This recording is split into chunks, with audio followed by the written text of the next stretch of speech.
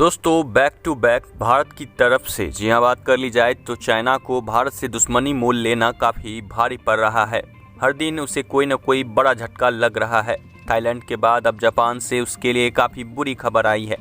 जी बता दें कि जापानी सरकार ने ड्रैगन को आर्थिक चोट पहुंचाने के लिए एक बड़ा कदम उठाया है। जापान की तरफ से कहा गया है कि वह उन जापानी कंपनियों की सब्सिडी प्रदान करेगा जो चीन के बजाय आसियान देशों में आसियान देशों में अपना सामान तैयार करेंगे। और देशों की इस सूची में भारत और बांग्लादेश भी शामिल है। और बात कर ली जाए सीधे शब्दों में, चीन छोड़कर भारत में आने वाली कंपनियों को चीन सरकार को काफ़ी बड़ा झटका लगेगा। वहीं दोस्तों बात कर ली जाए तो जापानी सरकार उन कंपनियों को पुरस्कृत भी करेगी। यानी कि जापान की सरकार का कहना है कि अगर आप चाइना में अपना कारोबार छोड़ भारत में करते हैं तो आपको पुरस्कृत भी किया जाएगा। जी हाँ दोस्तों, जापान सरकार ही अपनी देश की कुछ ऐसी कंपनियां जो कि चाइना में कारोबार कर रही थी उन सब के लिए काफ़ी बड़ा ऑफर दे रहा है। और ऐसे में बहुत सारी कंपनियां जो हैं सो वापस अब भारत में शिफ्ट हो रहे हैं। और इससे पहले भी तकरीबन 1000 से ज़्यादा कंपनियां भारत में शिफ्ट होने की तैयारी में लगे हुए हैं। और तकरीबन 200 से अधिक कंपनियां तो पहले ही भारत में उसके इंफ्रास्ट्रक्चर पर वर्क होना भी स्टार्ट हो चुका है। इससे पहले थाईलैंड बीजिंग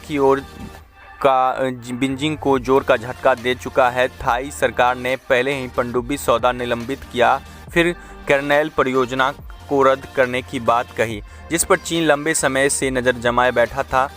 बात करी जाए भारत के साथ हालिया विवाद के मद्देनज़र दुनिया भर में चीन के खिलाफ माहौल बनते जा रहे हैं। नई दिल्ली ने जहां डिजिटल स्ट्राइक करते हुए ड्रैगन के 100 से ज़्यादा ऐप्स प्रतिबंध लगा दिए, वहीं कई अन्य देशों ने बीजिंग के खिलाफ आगे आए हैं और इस कड़ी में अब जापान का नाम भी जुड़ चुका है।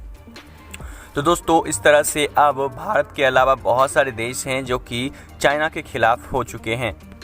वहीं जानकारी के मुताबिक जापान सरकार ने पूरक बजट में एक बड़ी राशि आवंटित की है, जिसका लाभ उन कंपनियों को दिया जाएगा जो कि चीन से बाहर अपना कंपनी का स्थानांतरण करेंगे। जैसे कि भारत में अगर वो लाते हैं तो उन्हें जापान सरकार की तरफ से उन कंपनियों को तकरीबन बात कर ली जाए काफ़ी पुरस्कृत भी किया जाएगा। जी हाँ दोस्तों, ये जापान सरकार का कहना है कि आप चीन में अपना जितना भी कारोबार है वहाँ समेट कर आप भारत में या बांग्लादेश हो, इन सभी देशों में आप अपना कारोबार फैलाइए, हम आप लोगों को पुरस्कृत करेंगे। जी हाँ दोस्तों, ये जापान सरकार का कहना है। और ऐसे में इस तरह से अभी फिलहाल न्यूज एजेंसी एनआई की रिपोर्ट के मुताबिक जापान के अर्थव्यवस्था, व्यापार और उद्योग मंत्रालय ने कहा है कि उन जापानी निर्माताओं को सब्सिडी का लाभ प्रदान किया जाएगा जो कि चीन के बजाय आसियान देशों यानी जिसमें भारत और बांग्लादेश भी शामिल हैं, सभी यहाँ पर भी अपना सामान तैयार करेंगे, यहाँ पर अपना कारोबार स्टार्ट करेंगे या चलाएंगे।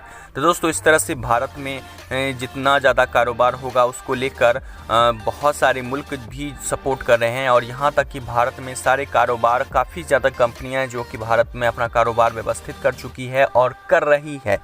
इस तरह के इंफ्रास्ट्रक्चर पर भी डेवलपमेंट पर वर्क हो रहा है।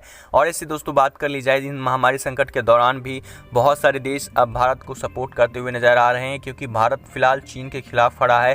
क्योंकि आप लोग जानते होंगे कि चीन का मुंहतोड़ जवाब देने के लिए भारत आगे खड़ा हो चुका है और चीन को दिन प्रतिदिन मुंहतोड़ जवाब दे रहा है, जिससे चीन को भारी भरकम झटका भी लग रहा है। और आप लोग ये भी जानते होंगे कि हाल ही में चीन दोस्ती यारी या बात कर ली जाए दोस्ती का हवाला देते हुए कि हिंदी चीनी भाई भाई का देते हुए अब वो चाहते हैं किसी तरह से भारत से मित्रता हो जाए, क्योंकि पूरी दुनिया ही चीन के खिलाफ हो चुकी है, क्योंकि भारत से दुश्मनी लेना काफ़ी महंगा पड़ चुका है। और ऐसे में अब चीन चाहती है कि भारत से किसी तरह से दोस्ती हो जाए।